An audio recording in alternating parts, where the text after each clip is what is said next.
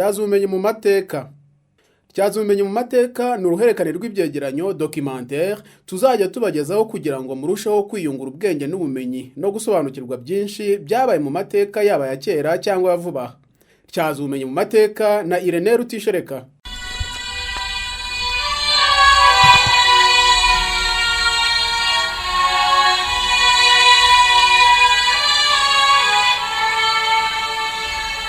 Mu ntango z'umwaka wa 2020 isi yose yarahungabanye, imirimo irafunga, insengero nuko, ingendo zirahagarikwa, abantu batekwa kuguma mu ngo, ubuzima burazamba, igikuba kiracika ku isi hose. Mbese umuntu yari kwikanga imperuka.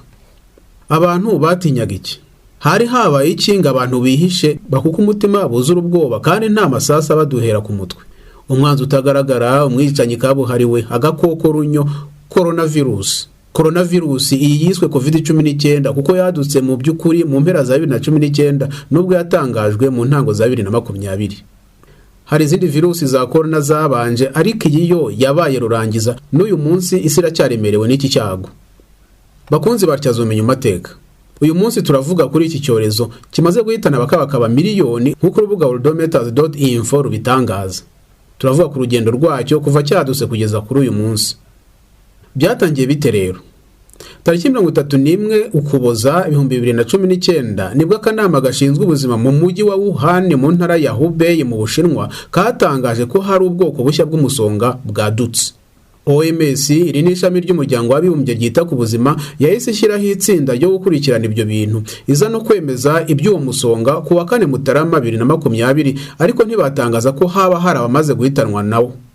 Tariki 5 Mutarama iyi OMS nyine ihita itangariza isi ko ubu bwoko bw'umusonga buhari koko bahita banatangira gushyiraho gahunda zo guhangana nawo ku buryo bw'ubuvuzi.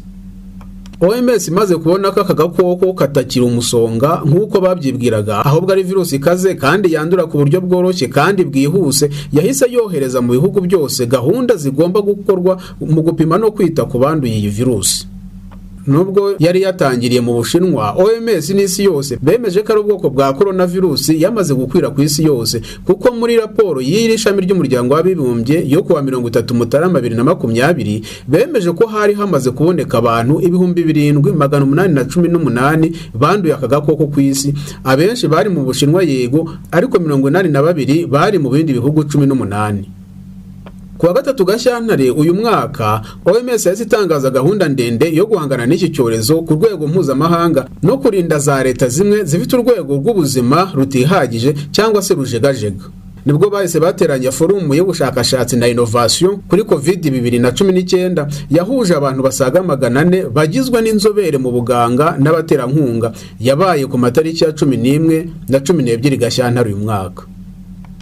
Nyuma yaho OMS ifatanyije n'Ubushinwa bashyizeho komisiyo yihariye iyohereza mu mujyi wa Wuhan no mu yindi mijyi ibiri yo mu Bushinwa. Iyi komisiyo yarigizwe n'inzobere zikomoka mu Budage, Nigeria na Canada, Leta Zunze Ubumwe za Amerika n'Ubuyapani, Korea y'Epfo, Uburusiya na Singapore. Izi nzobere zabaye mu Bushinwa kuva tariki 16 kugeza tariki 24 Gashyantare uyu mwaka maze zikora raporo y'ibyo zabonye. Muri raporo yabo bemeje ko COVID-19 yakomotse ahantu hateranira inyamaswa. Muri make yinjira mu muntu ivuye mu nyamaswa kandi yandura umuntu ku wundi binyuze mu nzira z'ubuhumekero. Iyi raporo ni nayo ivuga ko aka gakoko kibasira abantu bari mu myaka ikuze kuko basanze mu bantu barenga 7,000 bari bamaze kwandura 77.8% nibura bari mu kigero cy'imyaka iri hagati ya 30 na 69 y'amavuko. Tariki 11 Werurwe uyu mwaka OMS ibonye ko coronavirus ikomeje gukwirakwira ku isi ku buryo budasanzwe, yahisemo gutangaza ko aka gakoko kabaye icyorezo cy'isi yose, la pandemie, maze bahita bashyiraho ikigega cy'ubufatanye cyo kwakira inkunga zinyuranye kugira ngo abatuye isi babashe guhangana na COVID-19. Kuva ubwo ibihugu byinshi byarajegeye. Uburayi, Amerika, Aziya, Oceania ndetse na Afrika, maze bategeka abaturage kuguma mu ngo ngo uyu mwanzi utagaragara tabarimbura. Nubwo ariko COVID-19 yatangiriye mu Bushinwa, yageze i Burayi hakora akantu. Ibihugu by'ibikomerezwa kuri uyu mugabane byaratatse maze isi yose bigirira impuhwe. Nko mu Butaliyani byagezeho igihugu cyose cyunama bibaza ibiriho biraba babura igisubizo. Ibitaro birarengerwa, abaganga bariheba, isi yose iherekeza amaso n'amasengesho ngo basabire iki gihugu giherereye mu Leta ya Vatican. bidaciye kabiri Espagne nayo iraboroga, Ubufaransa nuko, Ubwongereza, Uburusiya n'ahandi i Burayi bibuko. Aha twari mu mezi ya Werurwe, Mata na Gicurasi ndetse na Kamena uyu mwaka. Kugeza iki gihe hari abateraga urwenya bavuga ko yari indwara y'abakire, abandi bati ni igihano cy'Imana kuko umuntu amaze gukabya kwigomeka, abandi bati ntinabaho ahubwo ni imitwe y'abanyapolitiki n'abandi banyabubasha ku isi bashaka uko barushaho kunyunyuza abakene. Havuzwe byinshi, ariko abaganga bo bari bazi ibyo ari byo. Bari bazi neza ko ari indwara idasanzwe yadutse kandi itajonjora kuko nabo harimo abo yahitanye. Muri Aziya nabo iki cyorezo nticyaboroheye, kuko ibihugu nk'Ubushinwa, Ubuhinde na Irani n'ibindi byafushije ku kigero cyo hejuru. Nyuma yaho ariko igihugu cya Leta Zunze Ubumwe za Amerika cyahuye n'uruva gusenya, ku buryo byageze aho umubare w'abanyamerika bapfa n'abandura baruta abandi bahasigaye ku isi. Cyakora iyi virusi ku ntango Perezida Trump yitaga indwara y'Abashinwa ikaba ihiragenza make muri iki gihugu nk'uko inzego z'ubuzima zibitangaza. Ikindi gihugu cyakubititse kikaba ari Brazil, kuko cyo n'Ubuhinde n'Uburusiya ari byo bikomeje kungiriza Leta Zunze Ubumwe za Amerika muri ibi byago. Nubwo bimeze bityo ariko ku mugabane wa Afurika naho barataka, ariko nibura ku kigero kidakanganye ugereranyije n'imibare tubona mu bihugu by'ibihangange bikize ku isi. Uretse ibihugu nka Afurika y'Epfo, Misiri n'ibindi bihugu bimwe by'Abarabu byagize imibare myinshi y'abapfa n'abandura, ariko nabyo bitari ku rwego rw'Abanyaburayi n'Abanyamerika. Ahandi yego icyorezo cyarahakoze, ariko nyine imibare yo iri hasi. Ibi rero bisobanurwa gute? Ni gute ibihangange bifite ubushobozi bw'amafaranga, ibikoresho n'inzego z'ubuzima zitajegajega ndetse n'abaturage basobanukiwe byazahaye kugeza hariya, ariko Afurika yikeneye ikaba ifite imibare y'abapfuye n'abandura bakiri hasi?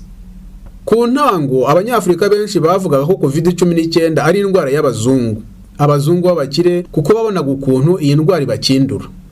Bagereranya imibare bakavuga ko Abanyafurika bafite ubudahangarwa.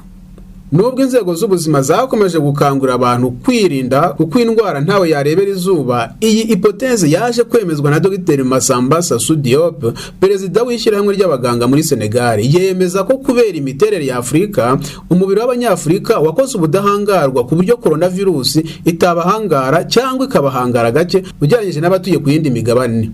Suko ari abirabura ahubwo n'abazungu batuye muri Afurika bafite ubwo budahangarwa, nk'uko abirabura bo muri Amerika cyangwa i Burayi badafite ubwo budahangarwa. Uvuga uyu muganga yabivuze mu kiganiro yagiranye na televiziyo y'Abafaransa TV5 Monde. Alors, il y a une chose qui est ressortie déjà depuis un certain temps, 90% des morts ont plus de 65 ans. C'est 3% de la population en Afrique, c'est environ 21% en France, 22-23% en Italie, encore plus au Japon.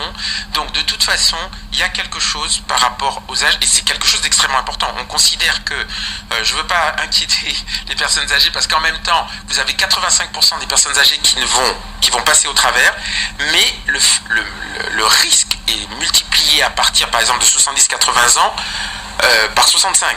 Donc le risque est quand même élevé, même si on passe au travers, et c'est pas parce qu'on est bien sûr âgé qu'on risque de décéder. Ça c'est une chose. Il y a une autre chose, et ça c'est une expérience un petit peu aussi que nous avons eue au niveau des SOAS. Il se trouve que on a 3 épidémies de grippe. En janvier, une qui est liée à la grippe classique. En mai-juin, une grippe comme celle de septembre, liée, c'est au moment où il fait chaud, il y a la climatisation, il y a un problème de rhinopharyngite, il y a le virus rentre, et ces virus-là, quand on discute avec Pasteur, ce sont des virus, des coronavirus. Donc, il y a quelque chose par rapport à l'immunité. Ça veut dire que, constamment, alors que l'afro-américain meurt 3 fois plus, l'afro-européen meurt 3 fois plus, l'afro-africain ne meurt pas autant, meurt 100 fois moins, mais aussi le Libanais en Afrique, l'Européen en Afrique, le Chinois en Afrique meurt moins. Il y a quelque chose par rapport au terrain immunitaire acquis sur place. Et peut-être qu'aussi il y a le microbiote intestinal, mais manifestement, il y a des choses qui se passent par rapport à l'immunité en global. Urubuga worldometers.info ruvuga ko kugeza ubu abamaze guhitanwa na COVID-19 bakaba miliyoni ku isi hose, naho abamaze kwandura aka gakoko bakaba barenga miliyoni 32, nubwo abakize nabo barenga miliyoni 24. Muri iyi minsi imibare y'abandura yongeye kwiyongera cyane mu bihugu by'i Burayi nyuma y'agahenge k'iminsi mike. Ibi bikaba biterwa no kwirara mu kubahiriza gahunda zo kwirinda. Ubu abanyaburayi bakaba bari mu cyo bise la deuxième vague de contamination.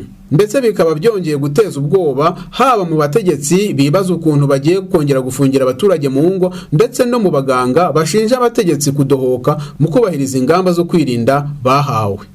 Nubwo hari icyo cyoba ariko ku rundi ruhande abaganga barakataje mu gutunganya urukingo rw'iki cyorezo.